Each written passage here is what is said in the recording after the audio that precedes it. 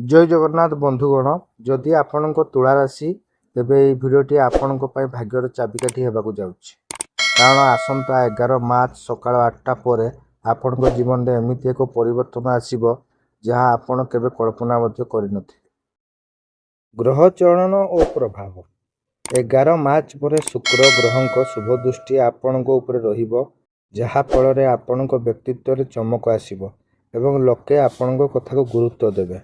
जदि आपण कौन नुआ व्यवसाय आरंभ करने को चाहूँगी कि गाड़ी किणवा चाहूँगी तेबे यही समय सबुठ श्रेष्ठ।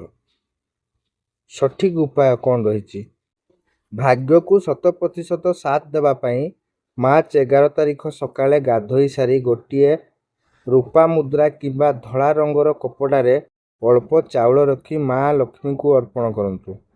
यह करने द्वारा वर्ष सारा आपण पाखरे धनर अभाव रही। सतर्कता सावधान रुहंतु। यही समय आपण निजर कौन जरूरी कागजपत्र किंबा गुप्त योजना कहा सह शेयर करंतु नहीं, नहेले शत्रु माने यार फायदा उठाई पारंती। व्यक्तिगत जीवन और प्रेम संपर्क कौन रही पारिवारिक दृष्टिकोण देखिले यही समय आपण जीवन साथी लगी रही मनमालिन्य दूर होब। जदि आपण अविवाहित अछंती तेबे मार्च 11 पर आपण भल प्रस्ताव आसीपारे।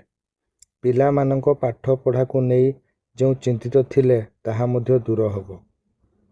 स्वास्थ्य और सतर्कता भाग्य साथ देउथिले मध्य स्वास्थ्य प्रति अवहेला करंतु नहीं, विशेषकर खाद्यपेय उपर नियंत्रण रखंतु एवं कौनसी बड़ निष्पत्ति नेबा पूर्वरु घरर गुरुजन मानक परामर्श निश्चय नियंतु।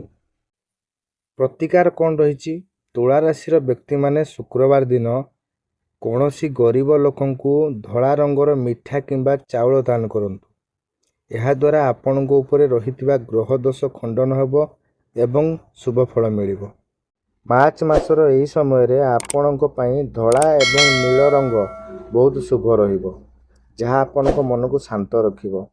शुभ अंक भाव 6 एवं 9 आपण भाग्य सफलता आनीदेबार सहायक होब।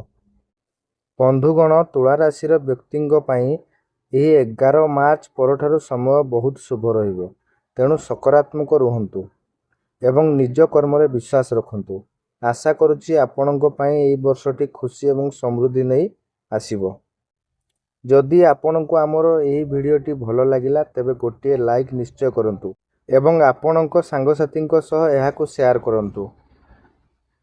निज राशि विषय रे प्रतिदिन सठिक सूचना पाइबा पई आम चैनल भिकी एजुकेशन 999 को एबे ही सब्सक्राइब करंतु एवं पाखरे थिबा घंटी आइकन को दबाई दियंतु। पुणी देखा हबो आगामी भिडियो रे। से पर्यंत विदाय दियंतु। जय जगन्नाथ।